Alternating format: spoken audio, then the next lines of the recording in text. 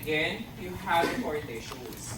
Ayoko na ulitin kasi nasabi na natin yon. Pero it's very important for us to know the gingival sulcus. Nakikita niyo yan? The gingival sulcus is the space in between the tooth structure, the sulcular epithelium. Gusto mo ba pahiramin ako ng Apple Pencil mo? Sorry ha, hanapin ko pa siya eh. English ka na. Para dito na ako magsulat. Dito.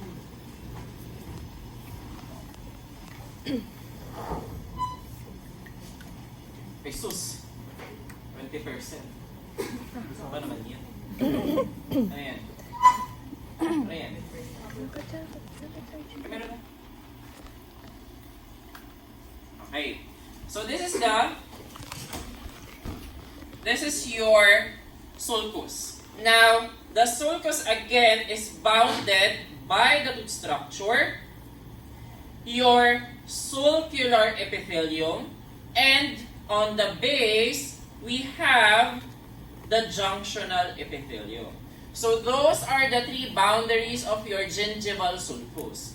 I want you to remember that the gingival sulcus is one of the determinant of periodontal health. Now, the normal measurement for your gingival sulcus is 1 to 3 millimeters. Okay? If there is a measurement of 1 to 3 millimeters for the gingival sulcus, we say that it is a clinically healthy periodontium. Clinically healthy periodontium pertains to no pockets. Ibig sabihin ng no pockets, the measurement from the gingival margin to the base of the sulcus or the junctional epithelium or the epithelial attachment is 1 to 3 millimeters without clinical attachment loss or bleeding on provocation. Doon natin malalaman na clinically healthy periodontium yung specific tooth. Now, by textbook and by article, if the whole dentition has less than 10% bleeding on provocation, that is a clinically healthy periodontium. Do you get me? Tandaan nyo na siya ngayon. I know hindi pa siya masyadong familiar for you, pero at least tandaan nyo na siya as early as now. Also, yeah. Bakit parang yung Apple Pencil mo pabigay na siya? Bakit siya 11% na lang, dear? Alam mo ba yung Apple Pencil ko? Hindi bumababa ng 98%. Kasi lagi siya nakalagay dun eh. Hindi po ata na-charge. Oo. Meron sa sabak. Ay, hindi ganito. Hindi, full ka rin. Hindi dito. Sakta ng throat ko. Hindi okay na. Charge lang natin ng slide. Kaya naman. Masyado niya namang ginudge yung Apple Pencil niya. Feeling ko naman may problem lang. Kailangan niyang solusyonan on your own. Anyway, when we say a pocket, there's a difference between a gingival sulcus and a pocket. What we defined earlier is a gingival sulcus. However, when we say a pocket, it also has the same landmark as that of your gingival sulcus. The measurement is from the gingival margin going to the base of the pocket or sulcus or the epithelial attachment. Parang na-mark ko ata dyan. Di ba yung yellow na yan, yung may bracket? Yun dapat yung measurement niya. Now, the normal is 1 to 3 millimeters. If the measurement becomes 4 millimeters and above, with or without clinical attachment loss, you call that a pocket. Gets? A 0 millimeter measurement. If there is a 0 millimeter measurement for the gingival sulcus, we call that a pristine periodontium. Pristine ha, hindi pristine. Boy, the spelling is not spelling. I-N-D. Pristine.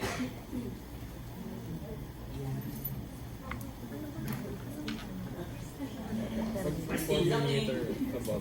However, I want you to remember this ha. A pristine periodontium does not exist naturally because you have your own oral microbiota. It may be that the tooth, halimbawa this is the tooth ha, on your tooth, we have 6 areas that we examine or evaluate for the practice of periodontics. So, 3 on the buccal aspect, another 3 on the palatal or the lingual aspect. So, yung interproximal, yung middle, at saka yung another interproximal. Mesial, middle, and distal. Both on the buccal and on the palatal or lingual aspect. Example, nag-probe ka on the mesial. There is a 3 mm probing depth from the gingival margin going to the epithelial attachment. On the mesial, 3 mm. On the middle, 0 mm. On the distal, 1 mm. Do we call it a pristine periodontium? Pristine periodontium ba yun? Yes or no? No, kasi hindi naman siya lahat 0. Example, isa pang example ah. Tooth number 11 and 12 has a probing depth of 0 millimeters. 11 and 12. Pristine. Kahit yun na lang ang ngipin. Diba? Does it make sense? Hindi rin. Kasi anong reason ba't nawala to? For oral hygiene? Something like that. Nagigets ba natin? Halimbawa, first quadrant, 0 millimeters. The other quadrant, clinically healthy, 1 to 3 millimeters. Lower quadrant, 4 millimeters and above. Pristine ba yun? No pa rin. Do you get now the context? Kung 1.8 to 2.8 yan, at 3.8 to 4.8 yan, lahat 0, we can say that it is pristine. Pero walang ganon. You may be pristine on one tooth, but how about the other teeth? Ganun yun. So you do not call it pristine. That's why in the journal articles they say that there's no such thing as pristine in the natural setup or in our dental practice. Okay. Okay. Now, ayun. Pagod na ako. Kagabi pa ako pagod.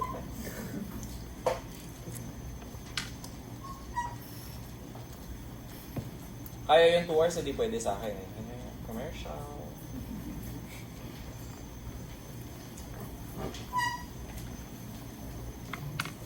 Mas ginawa pa akong advisor ng table tennis. May nagti-table tennis ba dito? Sus, Mariosep. Jesus, Mary and Joseph. Why? Bakit naman ganun? Kung meron ba namang 5,000 yan, bakit hindi? Meron TY yun eh. TY na nga, wala pang PM. Di ba? Okay.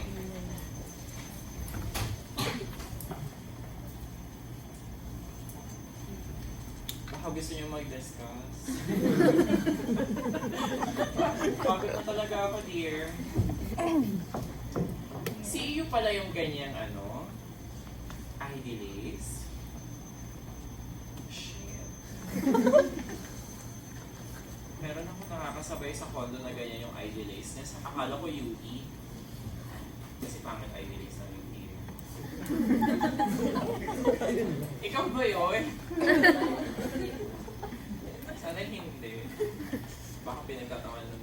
Dr. Lascano, tapon ng basura.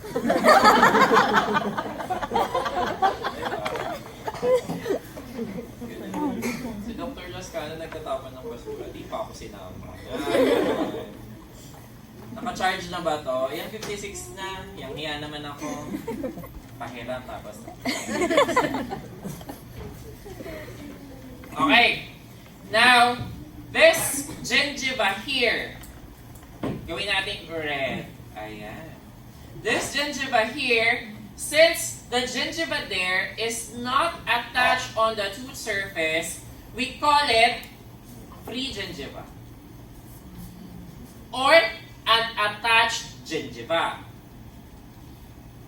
Now, the gingiva that is attached on the tooth surface and the underlying bone, we call it attached gingiva. Gets? Bakit siya attached? Kasi nakadikit. Kasi Naka-attach. naka-attach. Ang galing. Ang galing naman, oh. Gusto mo ba maging cum laude? Gusto mo medal? Bakit siya attach? Kasi naka-attach. Ang galing. Hindi ko naman sinabing mali. Kaya nga sinabi ko ang galing kasi tama yun. Diba? Kaya ito lang, no? Baka isumbong mo ko. Hindi kita pinapahiya. Kaya ko nga sinabing magaling kasi tama, di ba? Okay. Clinically here, there is a delineation between the keratinized mucosa and the non-keratinized mucosa. Isa-isahin muna natin yung mga mucosa. We call it oral mucosa, and they are lined by oral epithelium. In general anatomy kasi, you know that the epidermis of the skin is the dermal epithelium. Ibig sabihin siya yung epithelium ng skin. We use the term dermal lang to designate it to the skin. Okay? Pero hindi siya yung dermis, ha? Siya yung epidermis. Ano yung epithelium ng dermis? Ay, dermis tuloy. Ano yung epithelium ng skin?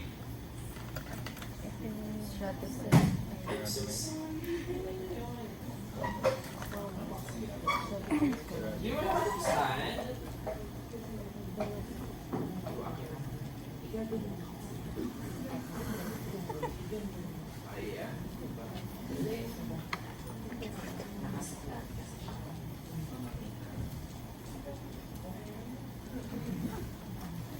Ano ba kasi ito? Hindi, ano nga yun? Ano mo doon? Hindi alam.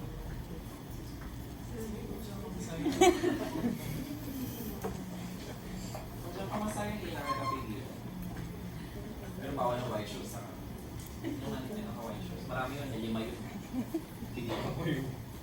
Anyway, sa skin kasi, you have your keratinized stratified squamous epithelium for the epidermis.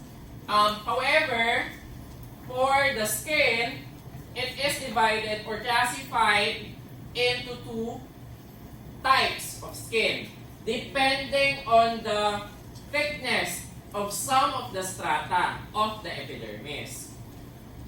Thin skin, this is all over your body. Okay? Thick skin, makapal, thick skin is located in your palms and soles. Some on the face. Thick kasi.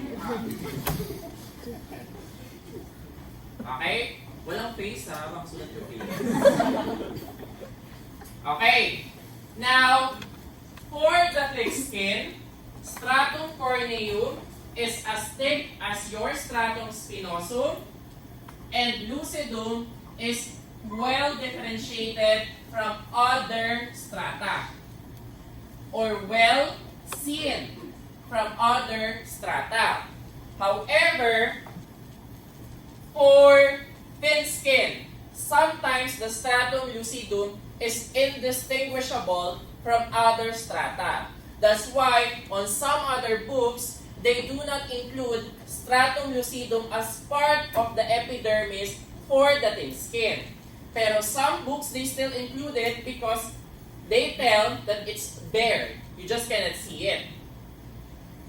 In the oral epithelium, you don't have stratum lucidum. Or you have it, it's just not distinguishable. Gets? So from the deepest layer, going to the most superficial layer, you have your stratum basale or the stratum germinativum, stratum spinosum, stratum granulosum, and stratum corneum as the most superficial layer. Gets? Now, the combination of your stratum germinativum or basale together with 3 to 4 layers of stratum spinosum, you call that stratum malpighi or Malpighian layer. In stratum malpighi or Malpighian layer, you can see varying degrees of mitosis there because the mitosis occurs on the stratum basale. Basale is just a single layer of almost cuboidal shaped cells, and they are the source always of mitosis. However, when you are asked what layer, you can see the different stages of mitosis. It's your Malpighian layer or the stratum malpighi. Because the diffusion of nutrients and oxygen coming from the connective tissue diffuses up to that layer. More superficial than that layer, nutrients and oxygen cannot be diffused there. That's why what happens is when the stratum basale initiates mitosis, the upper layers, the more superficial layer than your stratum basale are being pushed superficially. Ganun yung nangyayari. Naiintindihan ba? Okay. Unlike your skin, the oral epithelium has varying degrees of keratinization.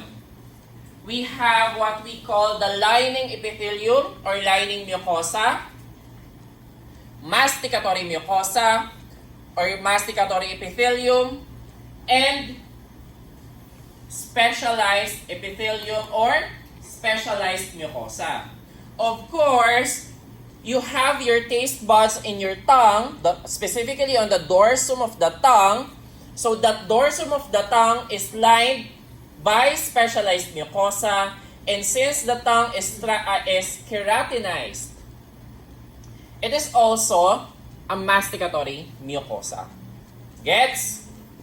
Now again, depending on the exposure of the area to the masticatory forces, dun mo makikita kung keratinized siya or non-keratinized. Actually, for the oral epithelium, if it is heavily involved with masticatory forces, the epithelium there is para-keratinized. There's a difference when we say para-keratinized and fully keratinized. Okay ba? Before I proceed, do you have any questions? Negative reactions? Doc, mali ka, tama ako. May ganun ba? Doc, basa ka ng konti. Wala ka pang alam. Meron bang ganun? Wala naman. Doc, bakit walang words yung PowerPoint mo? Gusto po namin ng prof na nagbabasa. Gusto nyo ng gano'n. Mas madali nga magbasa. Ba't nga ba hindi ko siya ginagawa? I want to read. Kasi pag nagbasa ka, ano na yun? Pero hindi ako gano'n eh. Kasi as much as possible, I want to simplify the discussion. It seems like complicated lang siya. Pero there's a difference when you hear my explanation and you read it on the book. If you read it on the book on your own, sometimes you cannot understand it. Pero when you hear a very concise lecture, dun mo maririnig. May magic yung boses ko. Hanggang board exam, maririnig mo yan. Ganun yun. Tawang-tawa ko yung mga oral path ko. Mga oral path ko. Grabe, Doc, no? Naririnig pa rin namin kayo. Well, ganun talaga.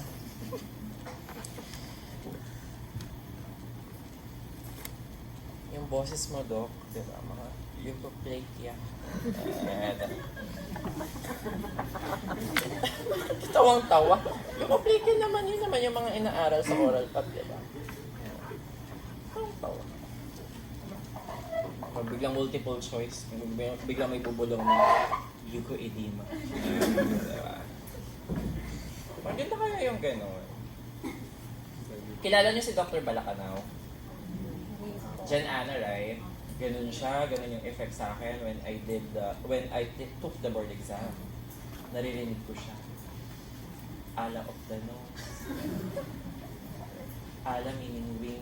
Yeah, favorite niya yan eh. Anyway, saan na ako? Nasa school.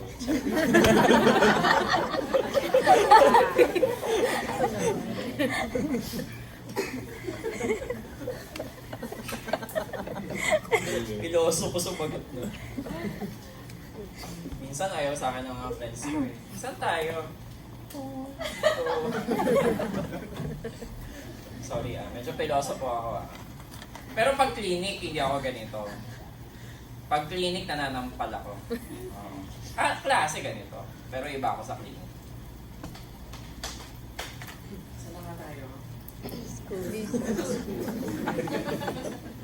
Anyway, again, let's start with the lining mucosa or lining epithelium. Lining epithelium are those areas or epithelium that are not always subjected to masticatory forces. So, like your labial mucosa, your buccal mucosa, the floor of the mouth, and the ventral surfaces of the tongue, since they are not readily exposed to masticatory forces, they are not involved in mastication, they are lined by non-keratinized stratified squamous epithelium. However, the gingiva, palate, and the dorsum of the tongue, since they are always subjected to masticatory forces, they need to be keratinized. Almost always, the keratinization is para-keratinized. Almost always because sometimes, due to other habit, like para-functional habit, nag-iiba yung keratinization. Gets ba? Actually, yung buccal mucosa or other mucosa, for that matter, nag-iiba din yung keratinization nun. Remember your linea alba? Alam niyo yung linea alba? Oh my God! Alam mo linea alba? Bakit hindi? Ang linea alba mo, yung parang white line dito sa buccal mucosa mo, along the occlusal plane. Yung parang pag ginanya mo yung cheeks mo, merong line doon. Usually, it is non-keratinized. However, kunwari meron na tayong quiz sa Periodontics 1 laboratory and lecture. Tapos ang nakuha mo, 2/40. Kumakapal yun. Bakit siya kumakapal? Bakit siya nagiging keratinized? There is a parafunctional habit that causes keratinization of the linea alba. Anong parafunctional habit yon? Caused by stress. Biting? Of what? Other term ng cheek biting. Oral pathology. Dok, bakit ka nag-oral path sa perio? Bakit ba? More sikamyo buka. Yes, may pag-gusto lang kita. Ano po? More sikamyo buka. Cheek biting lang yan. Kapag stress ka, tinunguyak mo yan for whatever reason. O kaya yung lips mo. Morsicatio, labiorum. Kapag tongue naman, morsicatio,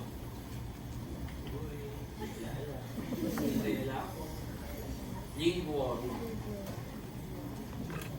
Anong other term ng enamel? Jesus Mariosep, hindi nila alam, Lord Jesus Christ. Mary and Joseph. Same Jude. Anong other term ng enamel? Hindi yun alam. Substansya at lamantina. Anong other term ng dentin? Substansya ebornea. Anong other term ng cementum? Substansya ossea. Iba-ibahin ko yung term sa quiz, tignan ninyo. Nawin lang. The attachment apparatus that attaches on the substantia ossea. Ayan. Ayan. Nga nga kayo tuloy. Alam niyo yung other term. Itong mga... Alam mo lahat ng periodontics na handle ko, hindi na kinakaya ng kipi ko. Bakit gano'n? Hindi nyo alam.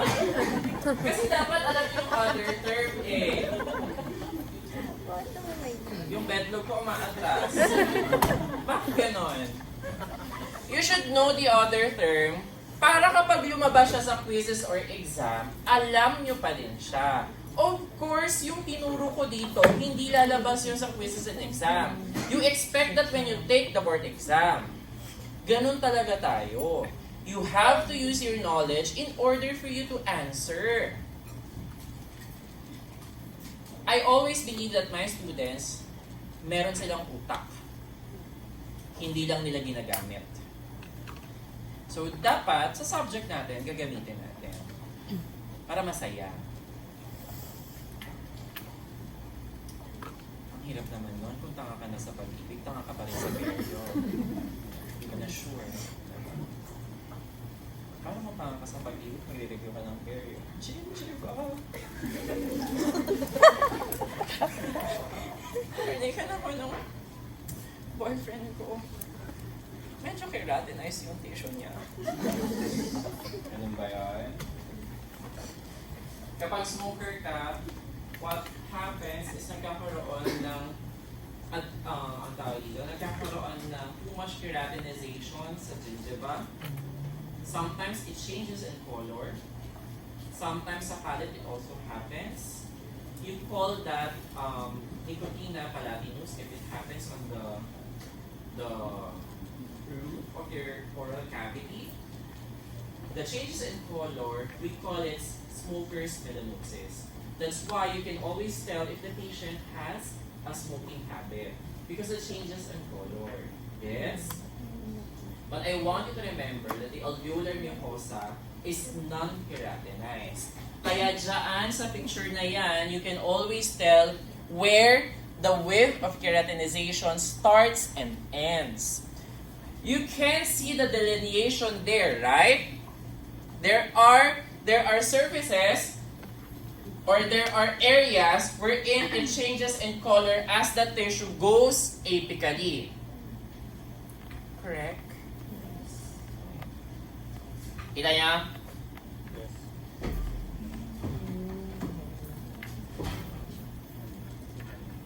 Uy, ano tayo ha, magkalinawan tayo ha. Kasi,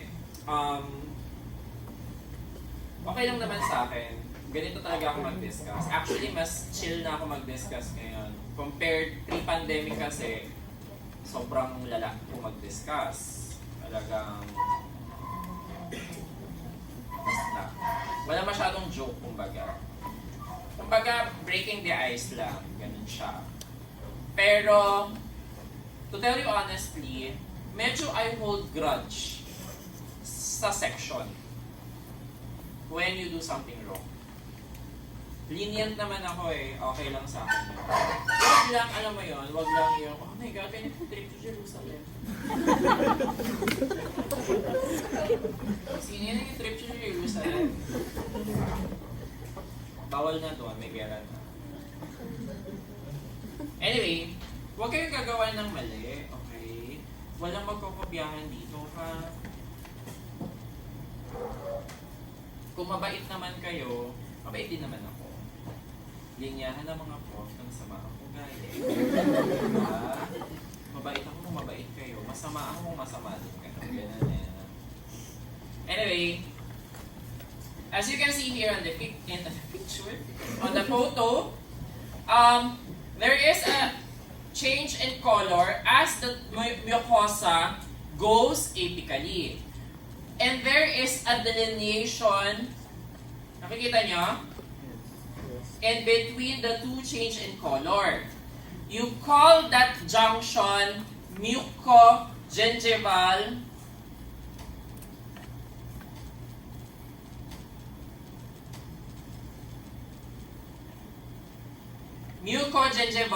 junction. Now, as you see, the gingiva is always attached on the tooth surface. Tama? So you can always tell the degree and width of keratinization. So from here to here, that tissue is keratinized. Gets? Now, starting from the mucogingival junction, going apically, that is already non-keratinized. You call that tissue alveolar mucosa. Nasaan na kaya yung Apple Pencil ko? Sana hindi ko siya nalaglag somewhere. Kaya dito makikita mo, no? You have a scallop shape, mucogingival junction. Now, yung gingival margin here, the gingival margin, of course, is the margin. Okay? Okay pa sa inyo yung ganong prof? Kasi I don't know if okay lang eh. May nag-complain kasi sa akin na ganun daw. Parang, wow, parang ang taas ang grade mo para mag-complain. Diba? Masyado daw akong, ang tawag dito, informal sa class. Saan ko nag-aaral dito? Sa CU lang naman. Diba? Okay. Makain ka ng food sa kantin. Diba? Nescafe ka man. I don't drink coffee unless it is Starbucks. Charot. Charot. Hindi kasi hindi na-effective yung Nescafe. At saka, ano ba yun? Wala namang burol. Daming Nescafe. Nung student ako, clinician lang ako natutong uminom ng coffee. Pero nung pre-clinical ako, hindi ako natutong.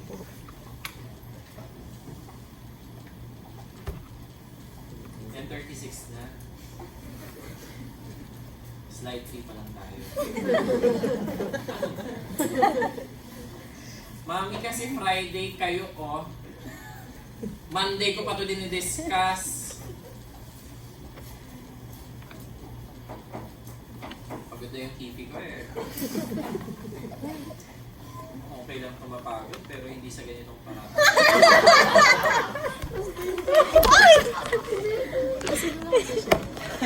Ito mo kasi. May bigay na din siya. Walang naman. Ate, ano bang ginagawa mo? Ba't hindi ka mapakali dyan sa Aqua Plus mo? Ang likot po kasi. Yung Aqua Plus mo? May ba yan? May ba yan? Namusambang po. Wala ka bang screen recording? O, ano po, wala pong voice.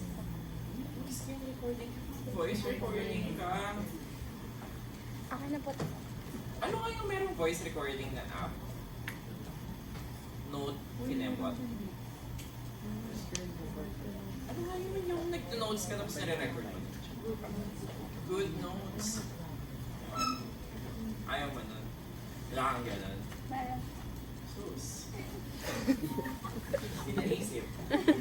Hindi good yun. Hindi siya good. Notes lang po. Mami, kasi pag ganyan, it's pirated yan eh. Wow. Diba? Pirated na ang labas. Hindi nakakagudmod. May dumadaan ng kamay. Oh. Ayan o, may dumadaan ng kamay. Credit siya.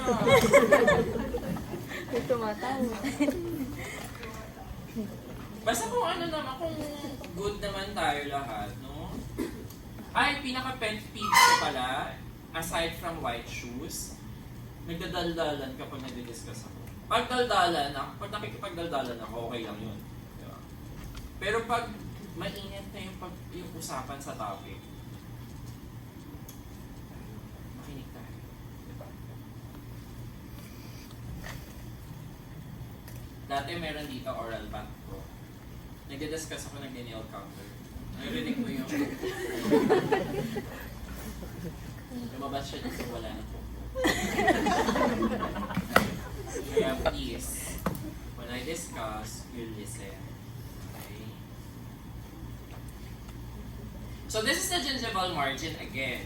Now, the gingival margin has the peak or the highest area of the gingival margin. We call this your gingival zenith. Yung zenith of the gingiva. Ano ba siya? Zenith or zenith? Hindi naman zenith, no? Ang pangit pakinggan pag zenith. Parang mas posh kapag zenith. Or hindi. Kaya mo na. Huwag niya natin masyadong isipin. The interdental papilla, of course, is in between the teeth. Now, once you lose the tooth, interdental papilla also is gone. Kasi again, if you extract the tooth, you don't call the soft tissue that will cover the ridge gingiva. Hindi mo yung tawag, ha? What you call the soft tissue that covers the ridge is mucosa, oral mucosa. Kaya ang complete denture patient, they do not have gingiva. What they have is oral mucosa. Now here, sometimes if the gingiva or the interdental papilla is very high, that it is on or approximating the contact area, kasi this is your contact area here, the interdental papilla forms a valley-like projection. You call this your call. However, once there is gingival recession or apical migration of your gingiva, that call disappears. Oral epithelium. Nasabi na natin to kanina. Tama? Isa-isahin na lang natin dito. If the epithelium, if the stratum corneum of the epithelium loses their cellular architecture as well as the cellular nucleus. If the stratum corneum level, baka sabihin niyo may kodigo ako, nerve. Check nyo doon. Galing naman ito. Wala siyang binabasa. Fishing for compliment? No. Hindi kasi kapag halimbawa, ako to be honest ha, kapag nagdi-discuss ako at merong maraming definition and words doon, sometimes yung train of thought mo nawawala. Pero hindi nawawala pag dumadaldal ako. Diba? God works in mysterious ways.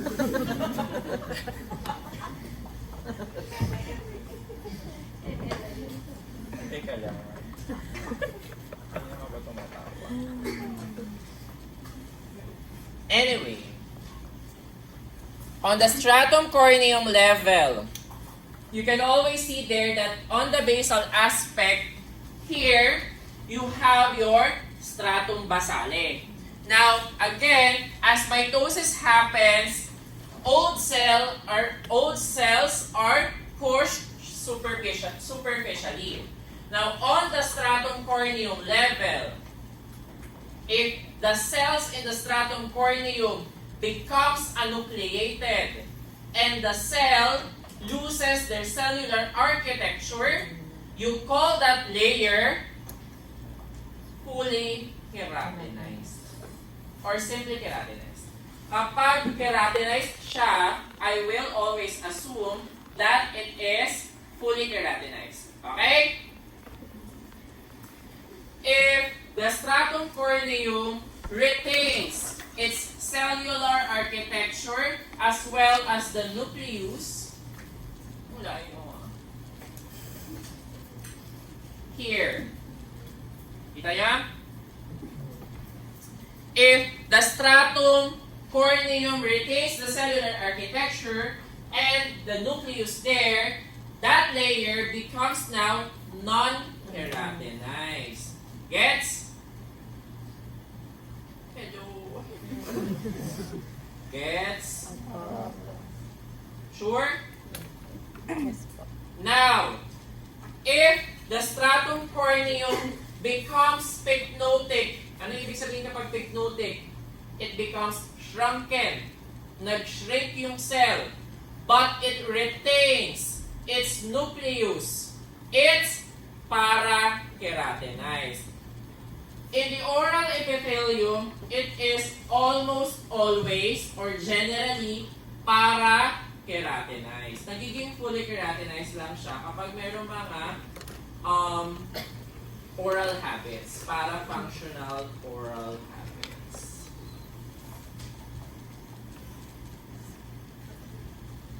Okay?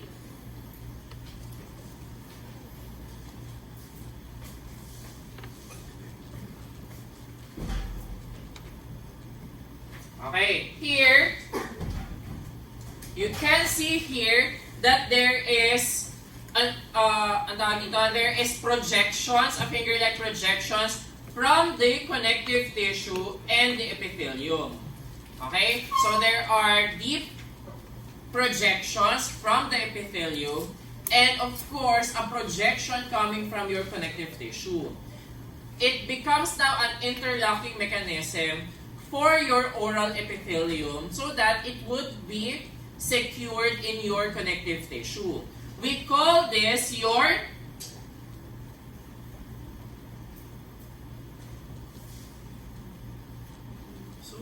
ilang tap ba ito para maging eraser?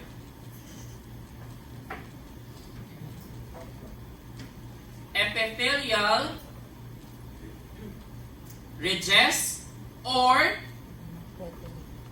retifex. Actually, meron din yan sa skin. Pero sa skin kasi, you call them epidermal ridges.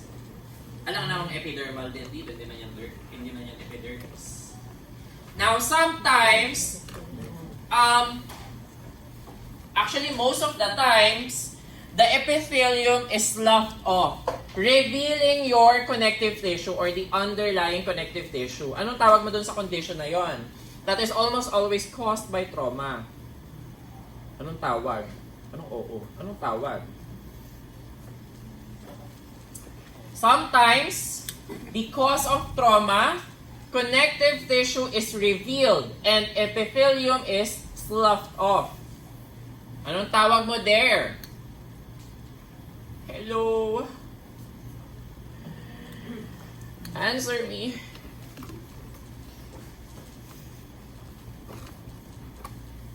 Okay, Google. Ulcer. Bago mo pa mahanap. You call that ulcer. In Tagalog, you call that singaw. Kapag sa skin, you call that paltos. Diba? Kaya siya masakit kasi yung connective tissue mo, na-reveal na siya. Between the epithelium and the underlying connective tissue, which one is heavily invested with innervations? Ano yung innervated? Ang epithelium mo, hindi naman yan innervated eh. Innervated ang connective tissue. Kaya lang you feel like there is a sensation on your epithelium is because the underlying connective tissue is the one filling the filling. Okay?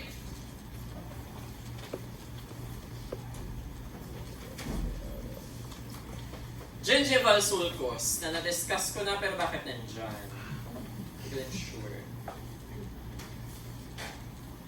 Ay, dapat yan nandun siya sa taas. Ano ba yan? Anyway, the gingival sulcus is actually for, okay, ganito. Oral histology tayo. Babalik tayo ng slide sa oral histology. What tissue forms the enamel? What tissue forms the enamel? Anyone? Uy! Hindi yung sumasagot. Pag ako nagpa-quiz, tignan niyo. Ano na? Ang question ko tissue. Ameloblast cell yun. Enamel organ. Pitingin ko yung mga organ niyo. Hindi nyo alam. Sapakin ko yung mga enamel organ nyo eh.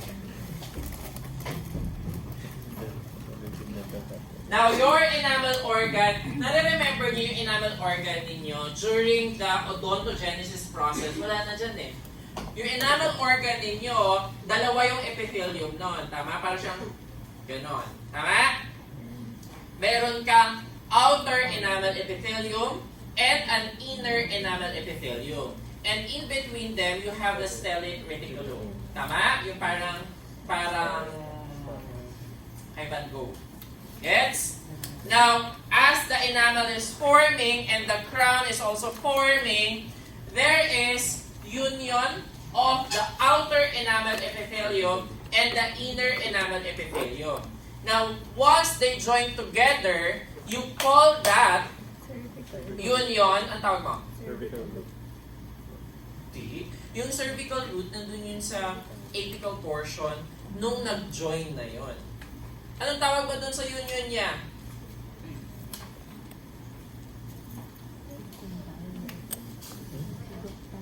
Reduced enamel epithelium.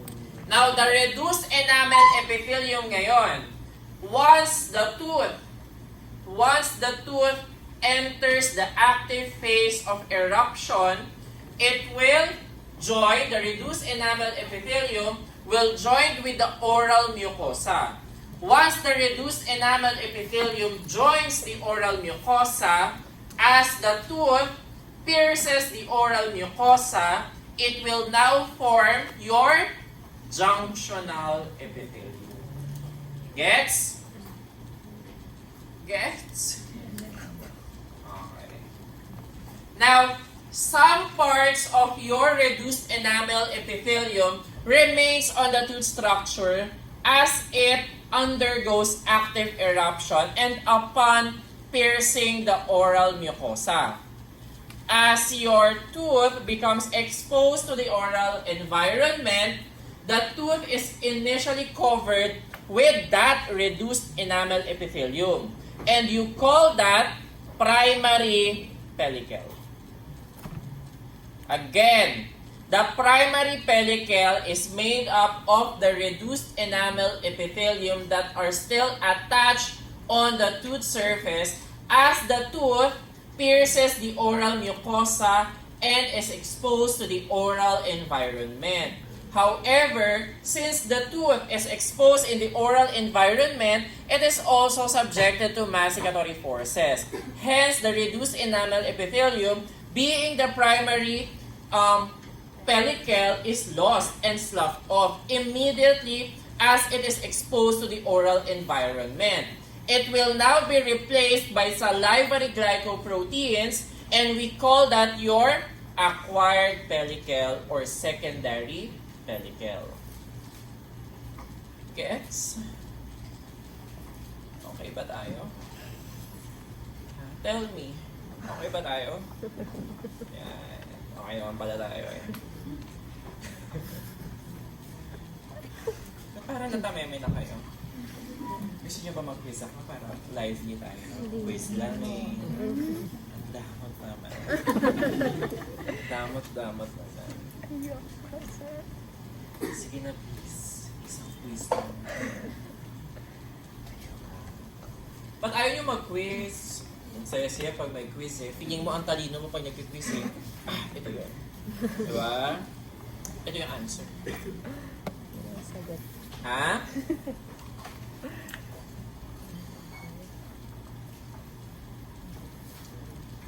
Ayun.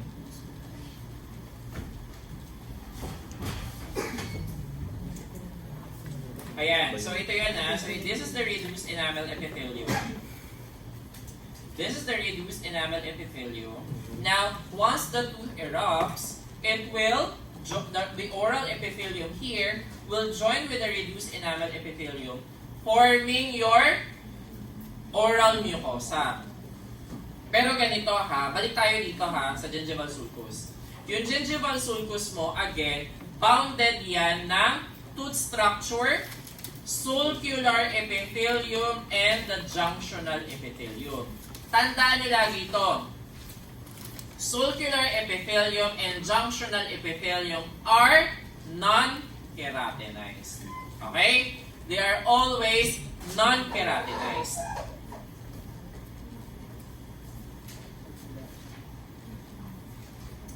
So these are the microcirculatory tracts of the periodontium. This actually has the same branch as that of the origin of your dental pulp. So yung main branch nito is also the one that forms the dental pulp. You have your inferior and superior dental complexes. So you have your supraperior, alam nyo na yan. Nandiyan na eh. I have a question.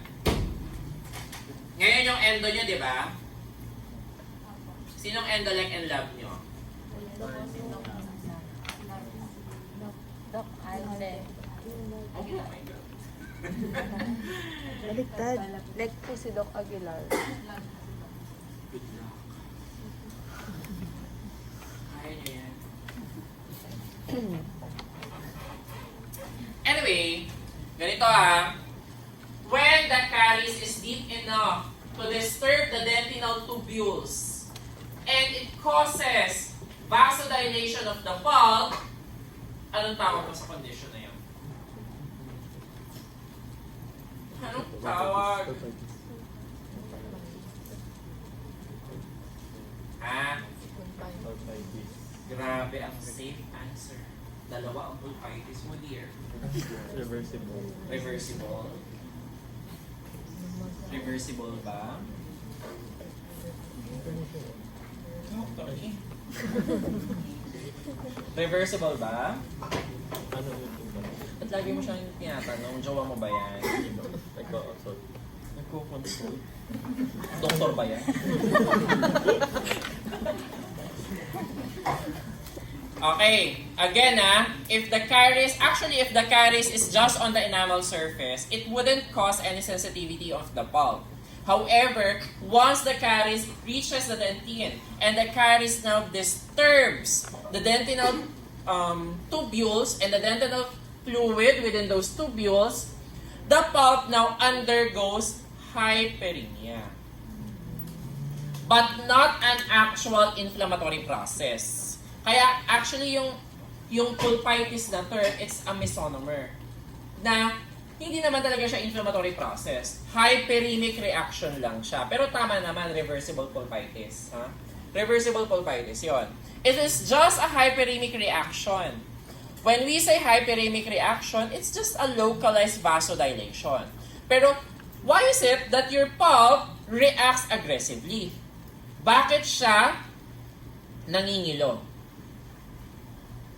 Bakit?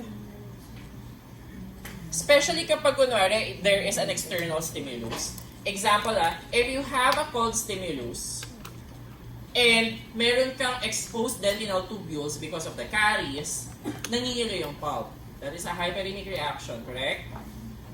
Pero bakit siya nangingilo? Ang periodontium mo, kahit may gingivitis yon at uminom ka ng malamig na tubig, hindi naman. Tama ba? Hello? Hindi ka sumasagot, dear. Ikaw pa naman yung pinagkukonsultahan nitong Doon naman ako sa ibang table habang magtampo. So wala silang sabitan. Okay na. Bakit? Mapatong nga. Because your pulp is enclosed in a calcified environment. Your pulp is enclosed within your dentin. Tama ba? And whenever there is vasodilation, there is of course increase in permeability of your blood vessel. And whenever there is increased permeability of your blood vessel, there is actually extravasation of plasma fluid going to the interstitial spaces, especially in the pulp. And if that happens, what actually happens is there is buildup of pressure. And since your pulp is enclosed in a calcified environment, there's no room for your pulp for expansion. And thus, your nerves are actually reacting to it. Nagigets nyo ba ako? Pero yung periodontium mo, hindi naman siya enclosed in a calcified environment. Yung gingiva mo, covered ba yan ng buto? Hindi naman, baliktad. Gingiva is the one which covers your bone.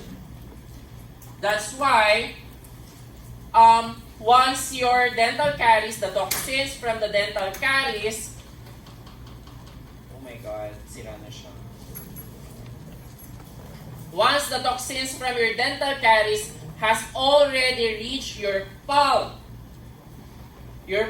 now undergoes inflammatory reaction. We call that inflammatory reaction irreversible pulpitis. Tama ba? Ang gingiva mo, tandaan nyo to ha, di ba nag-cardiology na kayo? Ay, ba't nyo to hawak? Baka malubat na naman kasi itong pencil ni dear. Nag-ano na kayo? Cardiology na kayo? Sa cardiology ninyo, ano nagkukos ng caries? To be specific, biofilm. Tama ba? So you've already heard the term biofilm. Baka magtamo nga. You've already heard the term biofilm. Tama ba? Yes. Now, ganun din naman sa periodontal disease, such as your gingivitis and periodontitis. Biofilm din naman yung nagkukos nun. Okay? So, pareho silang biofilm. Tama ba? Sometimes pa nga, mas makapal yung biofilm na nagkukos ng gingivitis and periodontitis compared to the biofilm that causes your caries. Tama ba? Pero question, why is it that once the pulp undergoes irreversible pulpitis or inflammatory process, even if you remove the biofilm and caries on the tooth, there's no other way for the pulp to undergo necrosis. Tama? Kahit tanggalin mo yung caries doon, kahit tanggalin mo yung biofilm sa tooth, the pulp will still undergo necrosis. Tama? However, in the gingiva, once the gingiva or the periodontium suffers inflammatory process, as long as you remove the etiologic factor or biofilm, the periodontium reverts back to its normal state. Kahit na periodontitis yan, meron kang clinical attachment loss, it can still revert back to its normal state, although in a reduced state. Gets? Bakit kaya? Do you wonder why? Have you ever thought about it?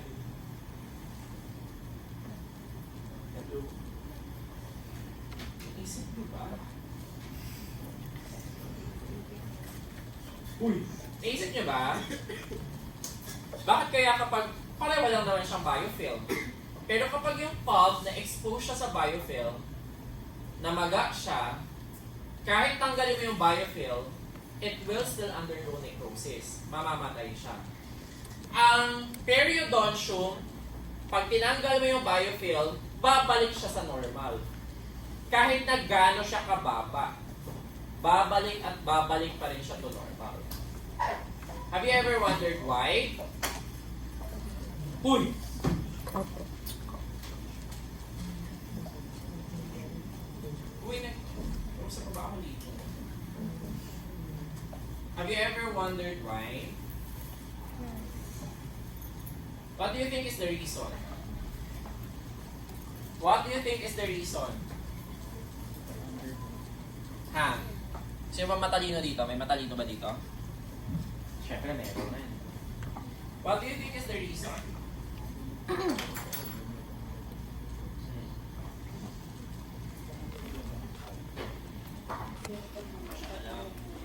How about you? Ano? Ano daw? Actually, it's because of the anatomical differences of your periodontium and your pulp. Again, your pulp is your pulp is enclosed in a calcified tissue. Periodontium is not enclosed in a calcified tissue. When there is inflammatory process, going back to anatomy, the apical foramina is actually where the blood vessel and nerve enters the pulp. Tama ba? Or enters the tooth to become the pulp. Tama ba? The apical foramen and apical foramina are so small that the red blood cells enters the tooth in a single file. Ganun siya kaliit. Gets? What's the difference between apical foramen and apical foramina? Anatomy. Hindi din alam. Pag sinabi mo yung apical foramina, madami siya. Plural lang siya, ha? Baka sabihin nyo mas maliit parang kutsara at kutsarita. Hindi ganun, ha? The plural of foramen is foramina. Okay? Now, sorry. Once the pulp undergoes inflammatory process, you expect that macrophages monocyte immune cells would enter the pulp. Tama ba?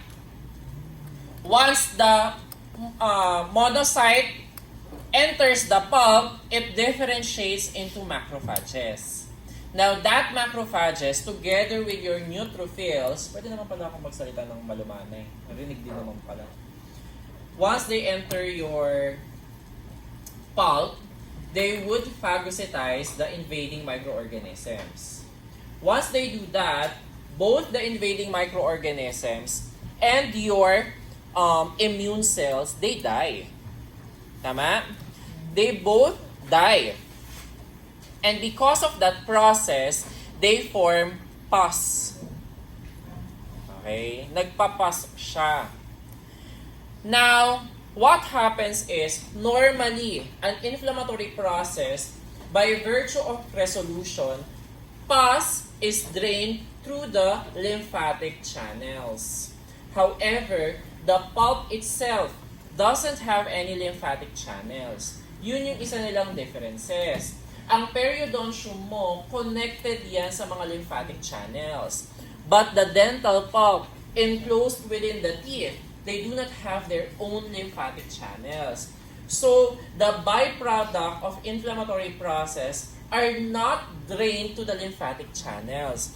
They just remain there. Tama? Until such time that there is too much accumulation of inflammatory byproduct and there is cut off or there is a vascularization of the pulp. Na-cut off yung blood supply.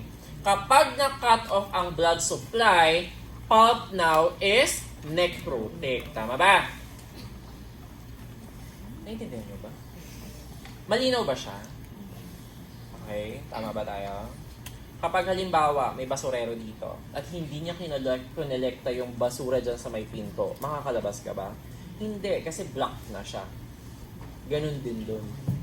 Okay? Wala nang tutulong sa'yo, hindi ka na din makakalabas. Ang nangyari, the necrotic pulp now becomes a safe haven for the infection.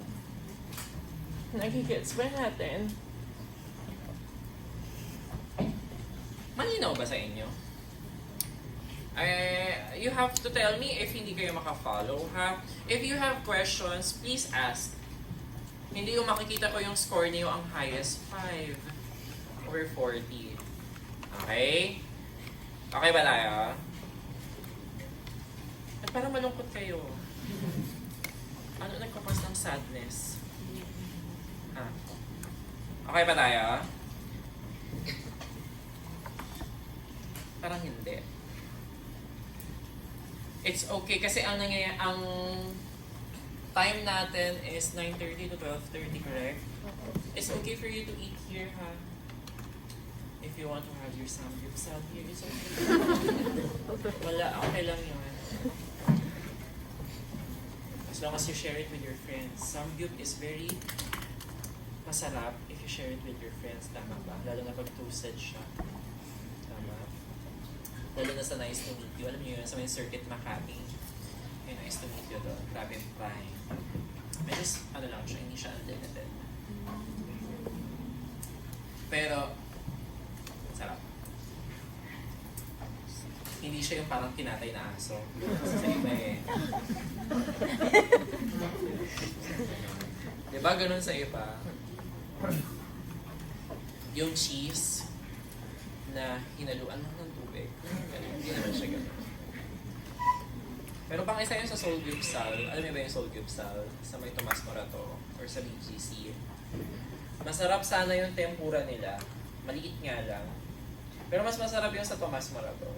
Yung sa may BGC kasi, medyo ano siya, parang hindi fresh. You will know naman if the tempura is not fresh eh. When you taste it, yung parang lamog yung feeling niya.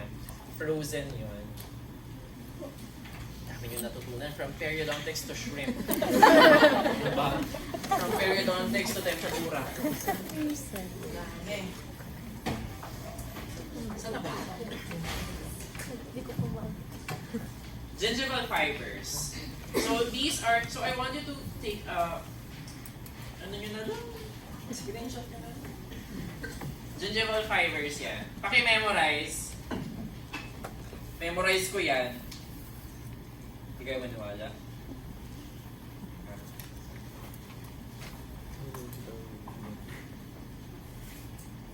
Pero alam mo, sometimes it's very unfair for the prof din. Ano, sudden realizations lang. Kasi syempre ako, I make it to a point na, alam mo yun, tinuturo ko siya as much as possible. Di ba, hindi ba obvious?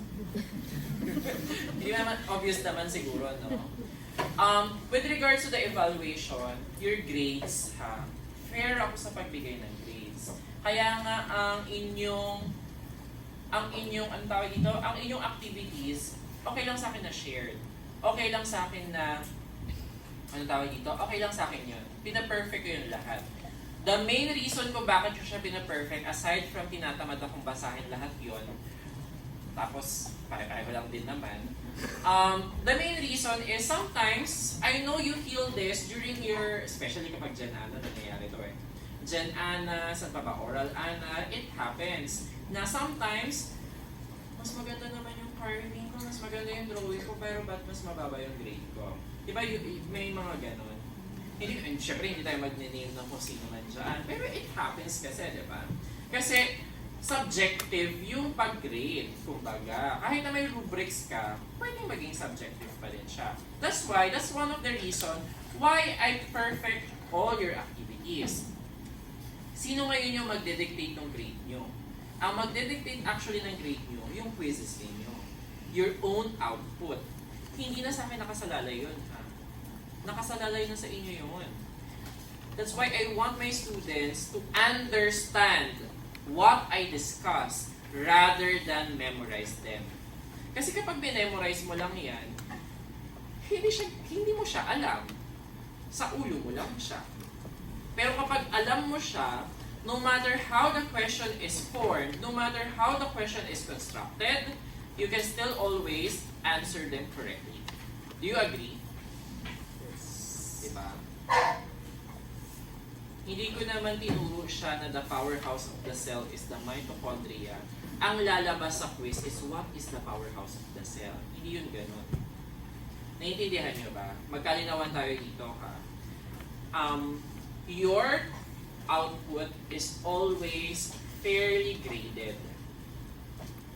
So, I expect also that when you do the TBI, not only for me, but for all your professors, when you do your TBI, you have to also be fair when you give your evaluation. Nagigets niyo ba ako? Hindi lang sa akin ha, sa iba din na prof. Kung unfair siya magbigay ng grades, it's your right to complain. Pero kung yung complain mo, hindi naman totoo, don't do that. Okay? Ako okay lang. I mean, okay lang sa akin na magreklamo kayo. It's your right eh. Pero if it is not true, don't do it. Or hindi. Magrereklamo kami. Kasi, talino nito eh. Babagsak kami dito eh. Ganun ba dapat? Lenient na nga oh. Lecture nga natin, walang pasok lagi. Diba? Attendance lang. Just in case. Attendance lang. Okay. Attendance, kukunin ko yan kung kailan ko kailangan. So you have to be ready. Usually, hindi ko na kinukuha. So yan sila, na-take na ba ng screenshot? Diyan di ba? Ay, ano ba? Ay, hindi ba yan dyan, mami? Okay. Okay, now, your gingival fibers. When we talk about the periodontal ligaments kasi, in some other books, kapag sinabi mong periodontal ligaments, dalawang uri yan. You have two types of periodontal ligaments in some other books. You have your gingival fibers, which are fibers attached on the tooth structures going to the gingiva. And you have the principal fibers that are attached from the cementum going to the alveolar bone. Pero yung gingival fibers mo, you cannot call it gingival ligament. Anatomically speaking and histologically speaking, when we say ligament, it's a connective tissue that is connected from one ossified or calcified tissue to another calcified tissue. That's why you cannot call gingival fibers as gingival ligaments. Some other books, hiwalay sila because of that variation. Do you get me? Kaya sometimes, yung ibang author, pag sinabi nilang periodontal ligaments, dun lang yon from cementum to alveolar bone. Which I do not contest with. Tama din naman. Pero to be specific, we call them principal periodontal ligaments. Okay?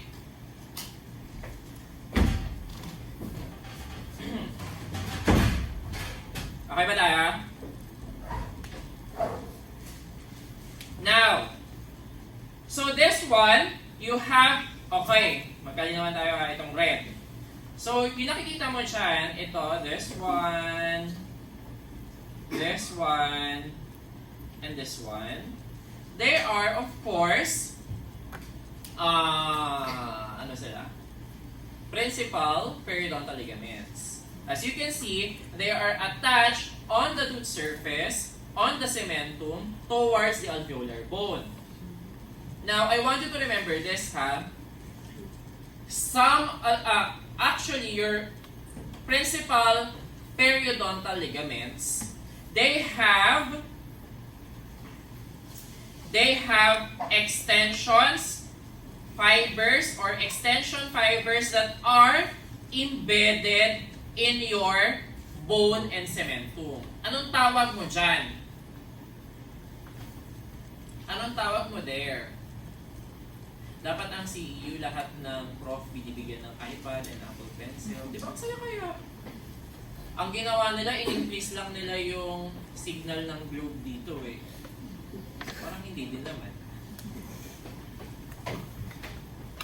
I don't get me wrong ha, graduate din naman ako ng CEU. I love CEU. Kasi ang hirap niyang mahalin. Yung 7 a.m. class pala, parang gusto ko na makipag-break sa CEO eh. Parang, this is not working. It's not you, it's me. Anong tawag mo doon? You call this your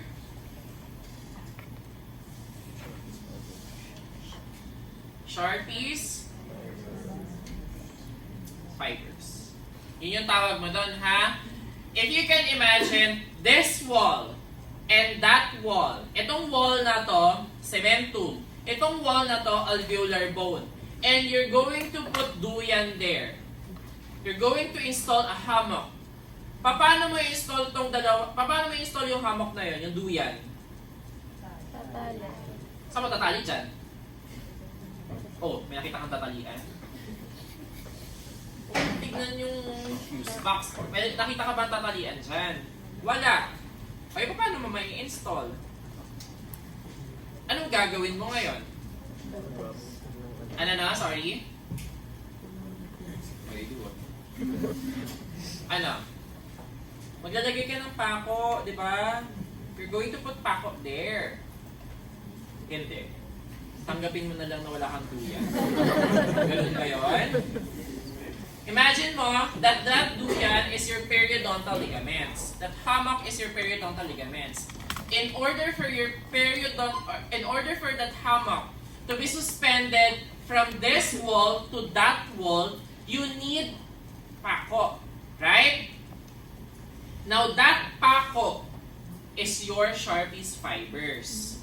That's why, actually in this scenario, parang applicable din siya.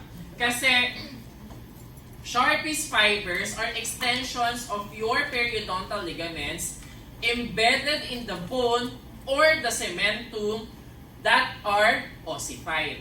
So your Sharpies fibers are actually ossified extensions of the periodontal ligaments embedded in your cementum and the alveolar bone. Gets? You also call Sharpies fibers the anchorage for your periosteum. Diba? You know the periosteum, connective tissue covering the bone. Sharpies fibers din yon. Similar sila. Gets? Uy. Ito ang reason. So, you have here two different cases. Ano yung two different cases mo? You have a gingival sulcus here. This picture here, you call this gingiva because of the presence of your gingival fibers. I have a question. If you have a necrotic pulp, is it okay for you to have a root canal treatment or opt for extraction and implant? Which do you think is better? Root canal for that case of necrosis or necrotic pulp, or have it extracted and put an implant on it? RCT. Implant? RCT. Actually, no. Much better pa rin. Necrosis lang eh. Necrotic lang yung pulp. Kung sirang-sira yung ngipin, dun mo lang siya ipapa-extract. Pero, for you to put an implant over it, hindi pa rin siya maganda. Bakit? Once you extract the natural dentition, there is a loss of gingival fibers. So, even if you put an implant on that area, the soft tissue that will attach on your implant, you do not call it gingiva. Anong tawag mo doon? Anong tawag mo doon?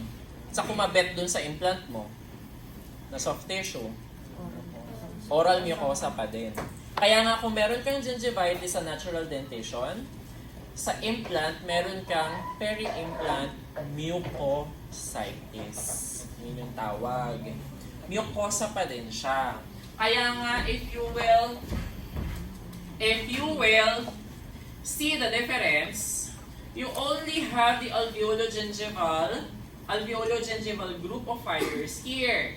It's not enough actual seal for the junctional epithelium. Gets? That's why, hindi ko naman sinasabing masama magpa-implant ha. Okay din naman siya. Pero between a root canal treatment and extraction and have it implanted, mas okay na mag-root canal ka pa din. Because you have the advantage of the gingival fibers there. the gingival fibers provide you a very good biologic seal.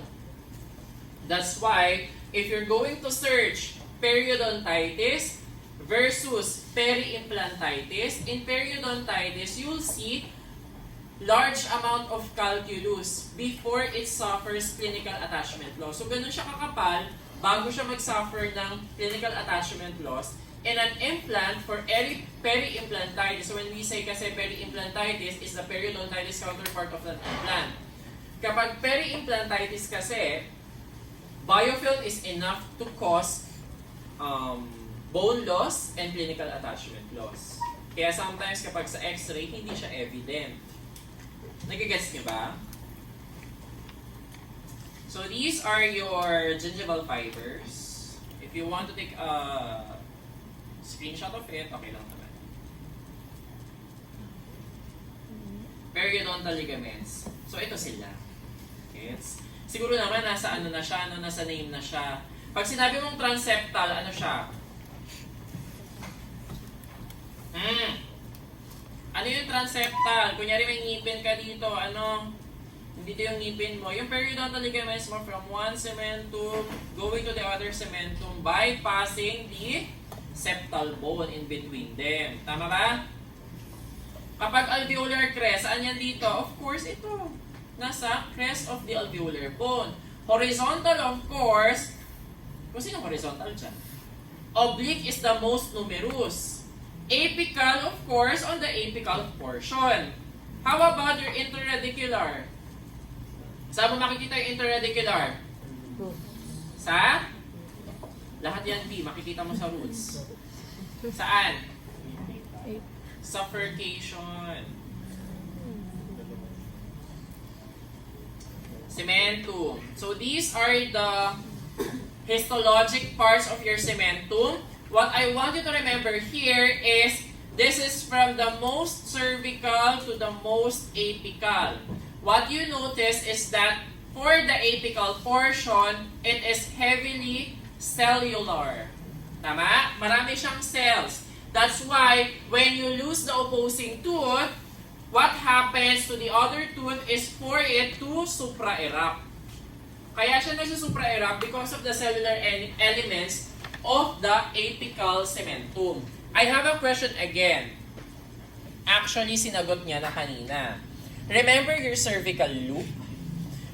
Hindi. Sinagot niya. Ikaw ba yung sabi ng cervical loop? Yes, go.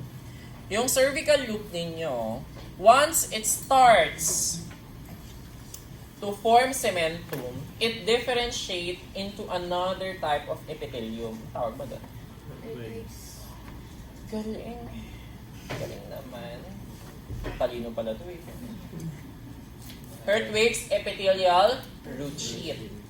Now, the Hertwig's epithelial root sheath or the HERS, once it forms the cementum and it closes the apex, it differentiates to another type of tissue and becomes a bystander on your periodontal tissues. Anong tawag mo doon? Anong tawag mo doon?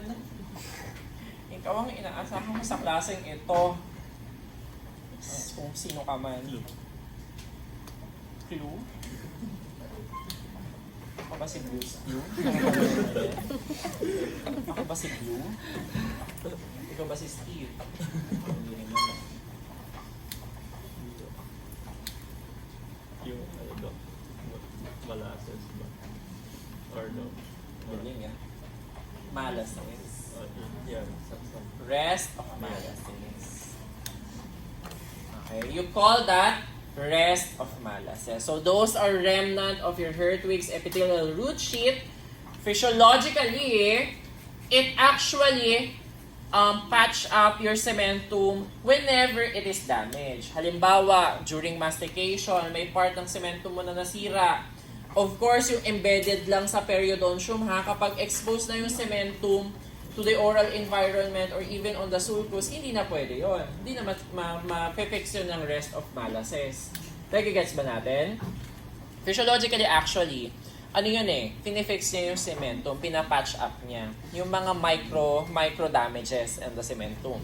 However, pathologically speaking, when the necrosis occurs on the pulp, there's no other way for the inflammatory byproduct but through drain to where?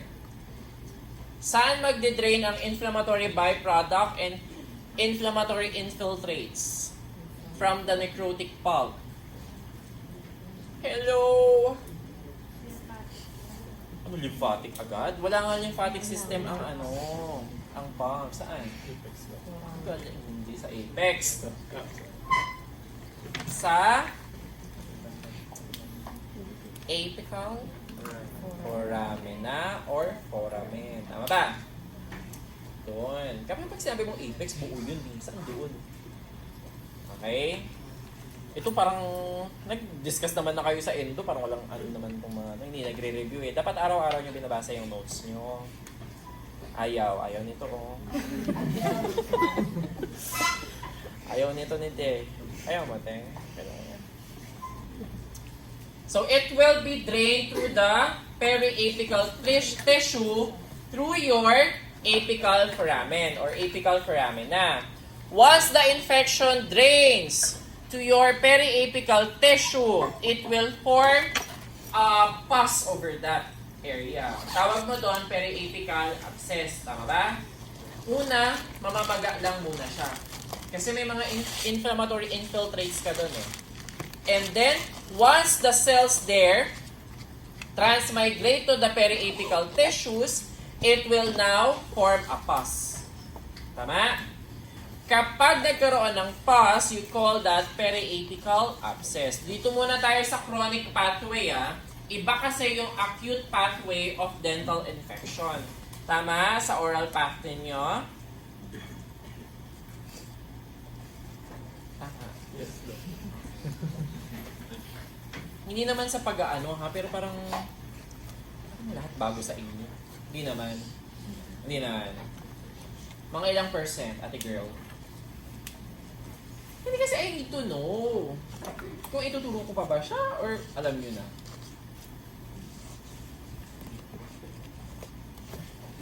Hirap nito kausap. Ano sa palagay mo? May background na Taray. Good job. Good for you. At least, di ba, nagamit mo yung mga natutunan mo from other professors. Dapat ganon. Okay? Huwag niyong kakalimutan. Pero sige, for the benefit of others, ituturo ko na din siya. Saan ako nag-end? Periapical abscess. Ayun, sa periapical abscess. Kapag nagkaroon ko ng periapical abscess, madadrain ba yun ng lymphatic channels mo? Yes or no? Actually, the answer is yes. Madadrain yun ng lymphatic channels mo kasi nasa periapical periodontium na siya tama ba? However, you still have a source of infection nandun sa pulp. Kaya, technically continuous siya. Now, in an attempt of your body, ba't nga ba ako nagtuturo ng pat? Related naman din siya, right? Sayang sa oras Parang mas gusto ko makipagdaldalan kasi. Pagod ako Diba? Mamaya ituturo ko din ulit to. 30 minutes break, turo na naman. Marios. Kaya gusto ko iba-iba yung subject Gagamitin ko na naman yung mga same jokes ko dito. Ano kaya bagong joke? Anong oras na? 11:32 po. Pangit sa feng shui, mamaya na 11:35 tayo mag-discuss. Pangit sa feng shui, lalo naman Chinese. Anong slide na ba yan, dear? 24. Meron pang... Hindi ko alam kung ilang slide pa. I cannot minus anymore. Ilan pa yan? Oh my God. Mami, hindi ko alam kung anong ginagawa mo sa life, pero bakit pirated yan? Pwede mo namang i-record. Ito, hindi na po. Wala pong voice. Wala? Walang voice. Ay, subtitle mo. Okay mo lang subtitle. Magpapasama ka ba? Ka ba? Ay, hindi. Gusto mo dyan ka umiiyak? Dear, pag magsi-CR kayo, okay lang lumabas ha? Huwag na kayo magpaalam. Kung magpapaalam kayo, dun pagpapasama lang ha. Pero kung hindi kayo papasama, okay lang lumabas as long as lumabas kayo quietly. Okay? You just go out quietly. Pero balik din kayo ha. Baka pagdating nyo dito, may banana queue na kayo. Meron ganyang student before. The reason kung bakit 12 lang yung pumasa dun sa dati kong klase, kasi ang ginagawa nila, when I say to my class during the introduction na okay lang naman if you're absent, hindi ako nag-check ng attendance, hindi sila pumapasok. And it so happened, the president pa yun ng class. So every time na may announcement ako sa class, hindi niya alam. Hindi niya nare-remind yung klase niya. Until siya such time na nagagalit na ako, bakit kalahati lang ng klase yung pumapasok? Eh yung tinuturo kong matter dito, importante siya. 12 lang yung pumasa. Originally, 5 lang. Pero since I am merciful and forgiving, nag-adjust ako. Naging 12. Okay? Kaya ngayon, hindi ko na sinasabi na okay lang umabsent. Hindi okay. Pero hindi ako nag-check ng attendance. Okay? So as much as possible, you come to class. Okay? Kasi I always discuss important matters that you need to know. Or hindi. Feeling mo hindi mo siya need. Hindi mo ba siya need? Need mo siya. Going back to class. 11:35 na ba? 34 pa lang. Okay. Sige. Ayan, 35. 35 na? Sakto po. Grabe naman. Anyway, ito na. Ang nangyari kasi, you have a pause there. Now, since you have a pause there, you always expect na the apical periodontium is always being irritated and always being corrupted. Gets? So what happens is your body tries to fix what is wrong in that area. In an attempt to fix what is wrong, it forms scar tissues around it and accumulation of inflammatory infiltrates and byproduct. Kaya dumadami yung immune cells from the adaptive immunity. Ang tawag muna doon, kapag marami na siyang granulation tissue, is periapical granuloma. So kapag periapical pus, that is only collection of inflammatory byproducts. Now, in an attempt of your body to fix something that is wrong, it will form a scar tissue there. You call it periapical granuloma. However, your hairs now will sense that there is a growing, invading foreign material in that area.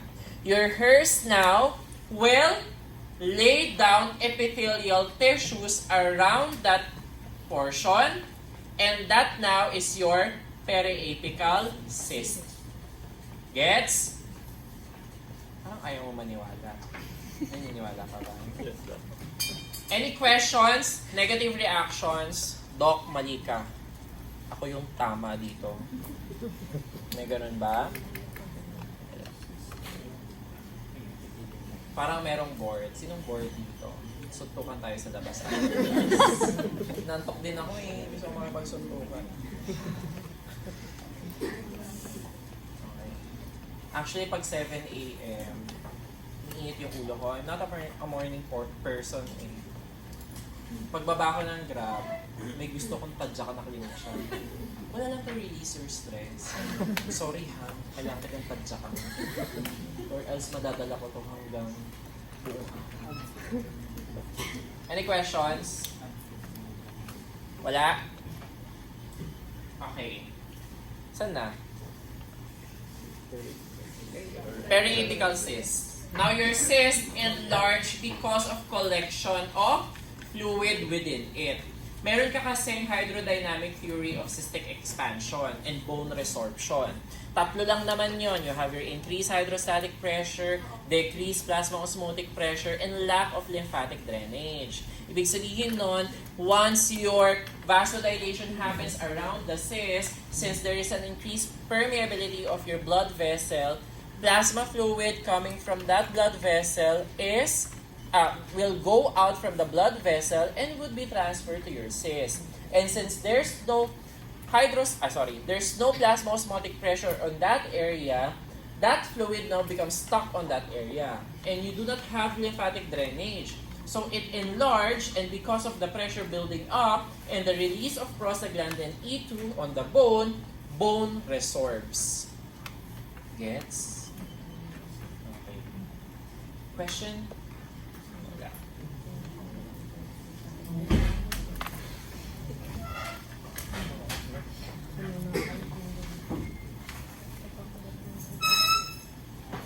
Rest of malaces. Ayoko na niya. Gusto niyo pa ba yan, si EJ? Ano yung si EJ? Ang galing naman. Sobrang galing. Actually, ang good si EJ connection mo is itong overlap.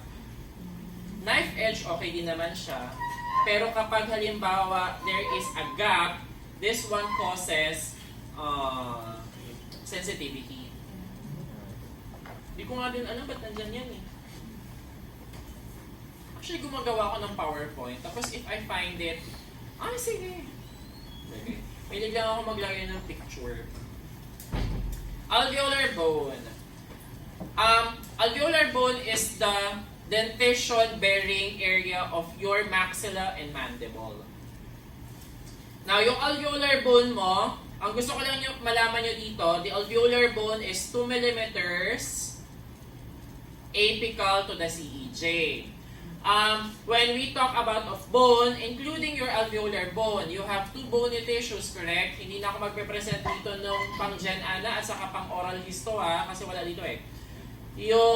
What are the 2 bony tissues that you have in histology?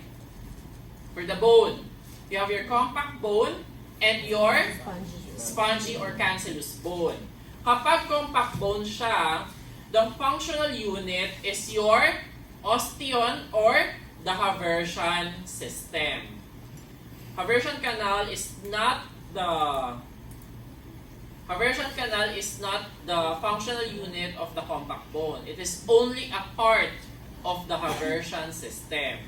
Now, for the cancellous bone, kaya siya naging cancellous because you have your bone marrow interspread to that through those spaces. Cancellous bone or spongy bone, the functional unit are the trabeculations.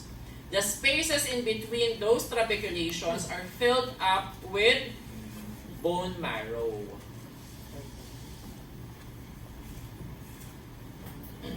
Para saan ang bone marrow mo? Para masarap ang bulalo? Para saan ang bone marrow? The bone marrow is for hematopoiesis.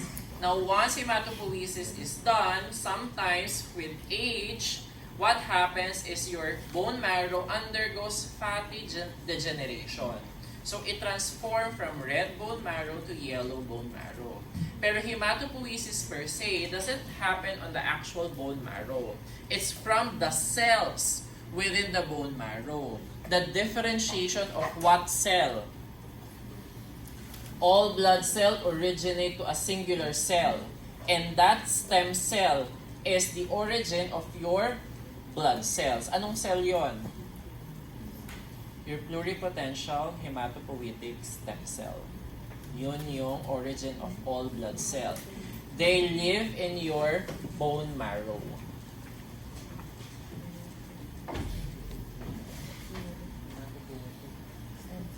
Sometimes there are defects in your bone. If it is a window type defect, you call this fenestration. Kapag door, actually sa book wala namang door, gusto ko lang siyang door. Ito door. Dehiscence. You call that dehiscence. Okay? Now, hello. Okay ba tayo? Kaya nyo pa ba? Kaya ko pa ba? Okay pa tayo? Information overload na ba? Hindi pa naman. Okay pa naman. Okay pa na? Bakit? Pagod ka na? Ay, hindi po. Ako tunganga ka lang. Paano ka napagod? Nakaganyan ka nga lang. Wala ka man sa'yo sulat.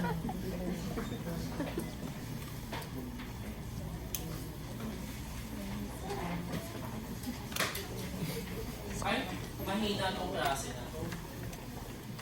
Section A. May mabilis pa finger doon. Grabe mag-type po. Grabe mag-finger ng keyboard. Para siyang nasa korte. Kilala ko na. Tignan nyo, sobrang sikat na. Ang tawag ko sa kanya, fingerhead. Nakalaptop po ba? Oo, asa siya nagka-type? Keyboard lang. Hindi, imagine na lang yung screen, gano'n ba? Naka-laptop po ba? Hindi, naka-desktop. May dala siyang iMac. Okay ka lang ba, dear? Ang galing nun eh. Sabi ko, grabe no, ang galing ng fingers mo. Bakit? Galing. Ang bilis niya mag-type, pwede siya sa korte. Pwede siya sa korte. Tignan mo, kilalang kilala siya. Ano pangalan? Sino? Siya? Babae po ba? Babae lalaki na. Babae. Kasi Ano sa namin ko? Ah! So meron tayong fingerello.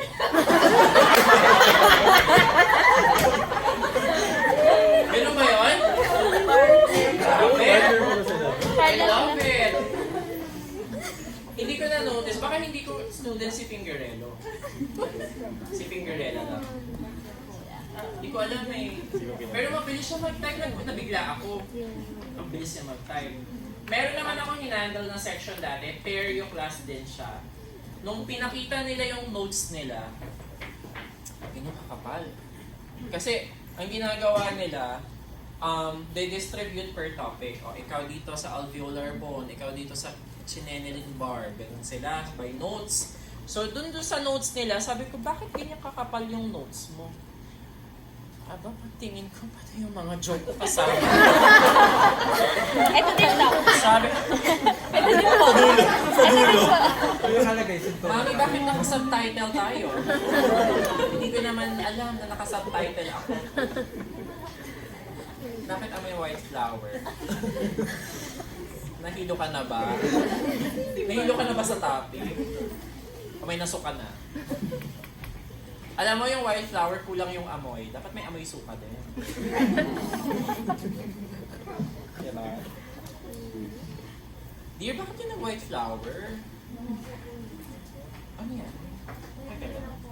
Nahilo ka na? Ano kang kain? Dapat na pala kang sandwich dito. Sino may torch? Sino may torch? Dali. Kailangan ba ng meat? Diba?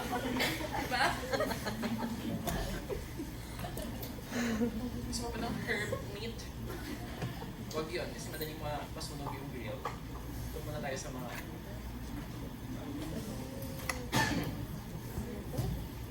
Meron ako dati, may mga friend naman ako na students, don't get me wrong ha. Pero kami, I always tell them, kapag klase or kapag clinic, we know our boundaries. Dapat ganun tayo. Kasi as you noticed, ang age gap namin ng mga CI dito. Pansin nyo ba?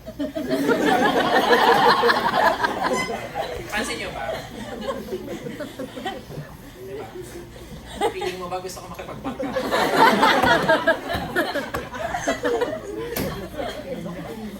Baka mamaya pag nagluluto kami ng meat, ay wag yan. Pwede ganun. Uy, wag kayo maingay.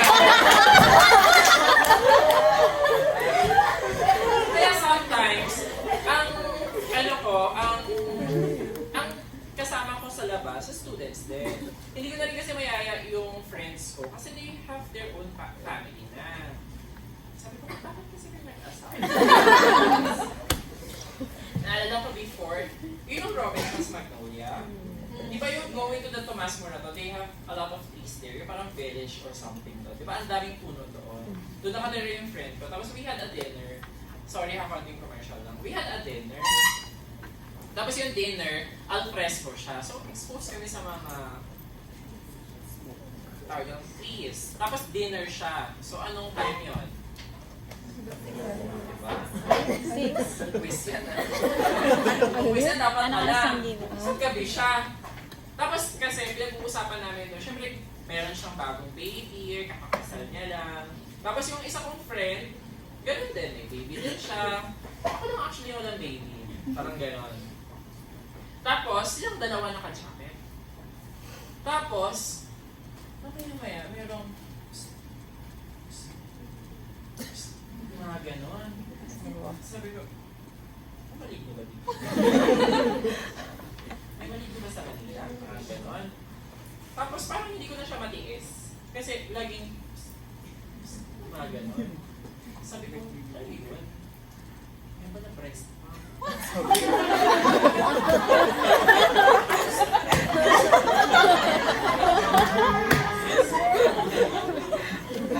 Hindi ko alam, hindi naman ako gumagamit. Saan gagamitin yun?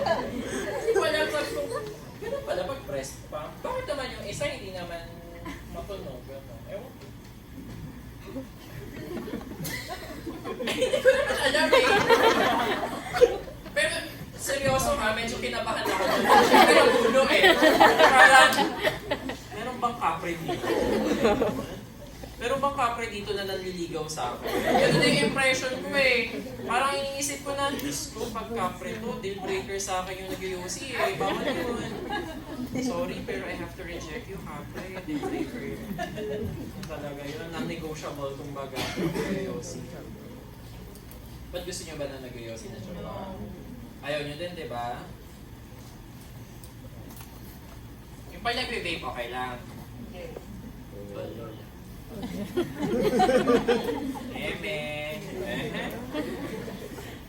Depende sa itsura to. Depende sa itsura. Parang matitigas ko yung vape. Sige na, discuss na natin. Gusto mo kumain. Oh my God, 11:50 na. Okay, biologic width. Sa biologic width mo, biologic width is actually the combination of the junctional epithelium and the underlying connective tissue. Now, the biologic width has a 2 mm measurement. So, yung biologic width mo, laging 2 mm. Yan. Remember in your prosto 1, tama? For sure, na-discuss dito yung biologic width. In your prosto 1, you have different cervical finish line in order for you to achieve aesthetics, number 1, a good seal, and of course, based on the reaction of the biologic seal. So you have your supragingival preparation for the CFL, you have your equigingival and subgingival. Of the three, your biologic width actually has a corresponding response or reaction to those preparation. Pero of the three, supragingival is the safest. Gets? Subgingival is the most dangerous one because it is the one that approximates your biologic width the nearest. Sometimes, the biologic width is violated. When the biologic width is violated by your restorations or your crowns, that is the beginning of periodontal diseases. That's why during your crown preparations and your restorations, kahit maparesto yan o mapaprosto yan, we always follow your periodontal requirements. So we set and impose requirements for the periodontium. Gets? Ano yung mga yon? Contact, contour, margin, polish, and occlusion. So yung limang yon, dapat your crowns and restorations follow those requirements. That's why sometimes kapag class 2 preparation ka, anong ginagamit mo? Para ma-restore mo yung proximal box ng class 2 mo. What do you use? Operative dentistry. Ito mga ito. Come again. Ano sabi mo? Sabi ko para ma-restore. What do you use to properly restore the contact and contour of your band? Matrix band. Ah? Okay. Kaya kayo gumagamit ng matrix band so that you can follow the periodontal requirements. Kasi kung hindi ka gagamit ng matrix band, it will produce what? Overhanging restorations. Kapag meron kang overhanging restorations, it becomes now a factor for biofilm formation. Kakapitan siya ng biofilm. Eto, meron akong example dito ha. So example here. This is the defect. This is a very large carious lesion. Tama? Yes. You have here the bone level. Tama ba? I have a question. Radiograph versus clinical. Which do you think is larger in comparison to the appearance of the lesion? If you'll see the lesion, which do you think is larger? In the radiograph or in clinical perspective? Clinical. Hindi radiograph. Clinical. Sa radiograph, mas maliit ang caries compared to clinical. Kasi you have to always take into consideration that radiograph is just a 2D representation of a 3D object. Gets ba? Kaya kung feeling mo kaya mo siyang i-restore ng ganyan-ganyan lang, hindi ganun yung kadali. Okay ba? Now, always remember this ha. You need to do caries-free procedure. Ano yung caries-free procedure? Ha? Ano yung caries-free procedure? This is cavity prep lang yun.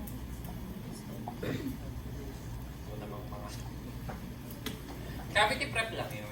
O pag sa clinic, Doc, anong caries-free ko na po? Bida-bida ka, no? Wow! Bagong term, caries-free procedure. Cavity prep lang yun. Of course, whenever you're doing your cavity preparation, what you do is you also remove the unsupported enamel. Tama ba? That's why, if this is your caries, you expect that your preparation would be a lot larger. So kung ganyan, kunwari, magiging ganito na siya. Tama ba?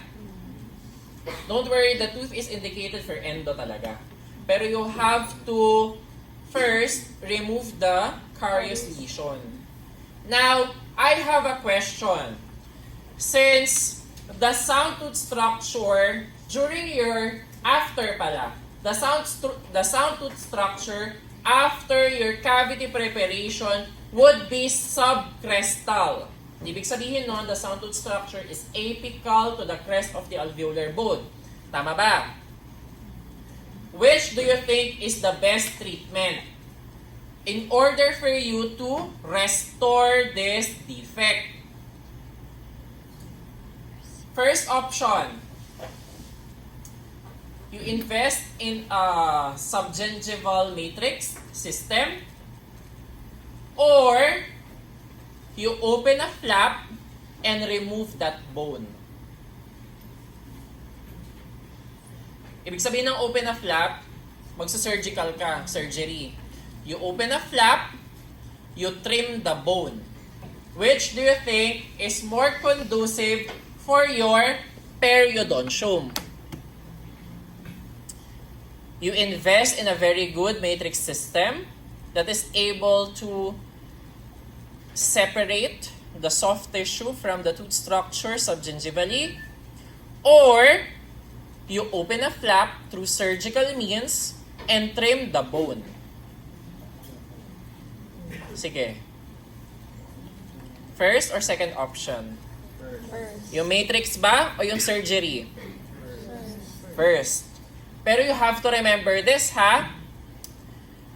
Since this is already subcrestal,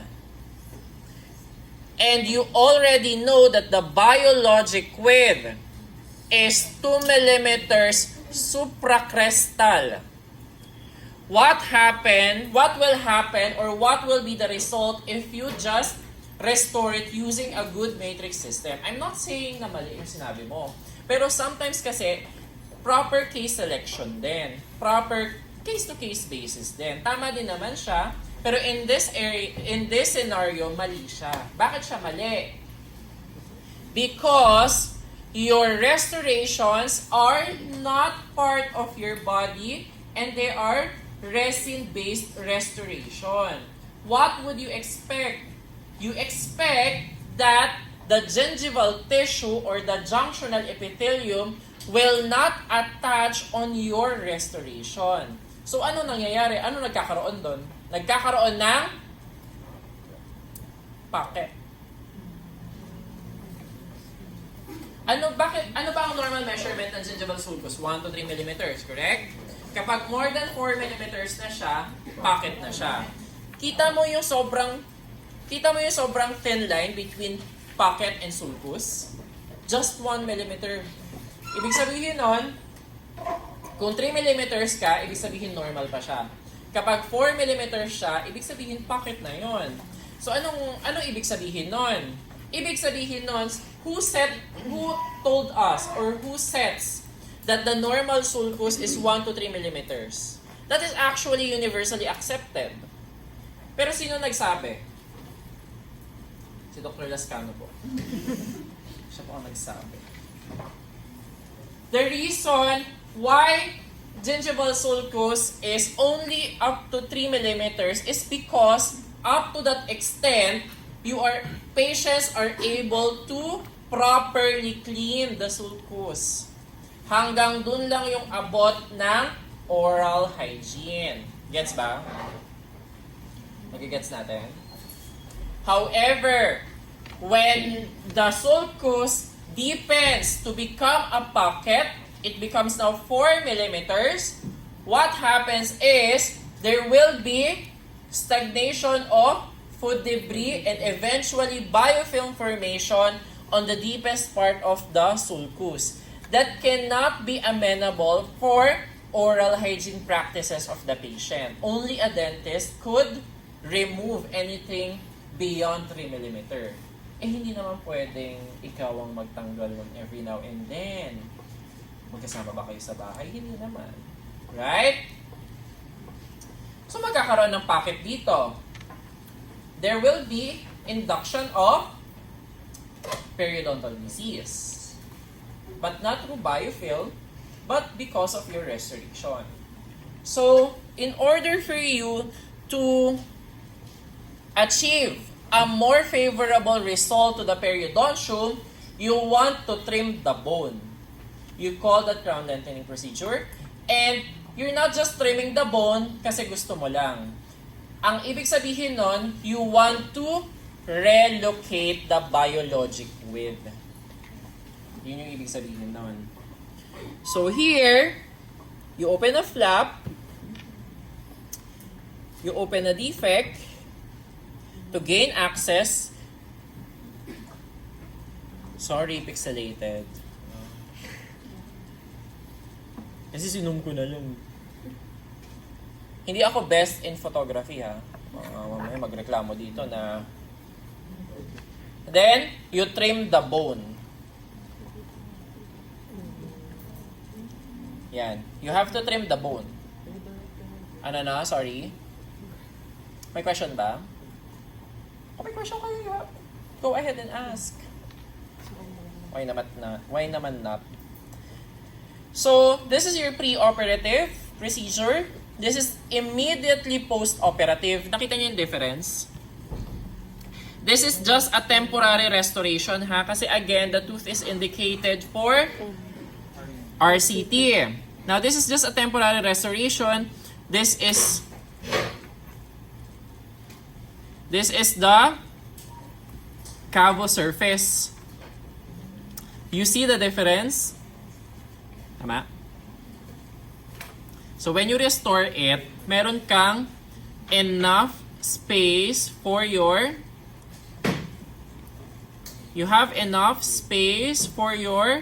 biologic width to grow and attach. Nagigets ba natin mga kapatid? Do you have any questions? Do you have any questions? None. So, mayroon muna nito dear ha. Kasi kailangan ko siyang burahin.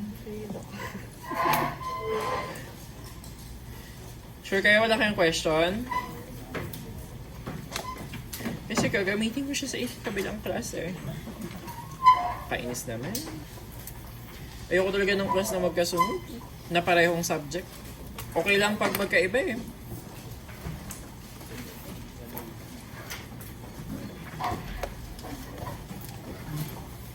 Dehiscence and ano yun?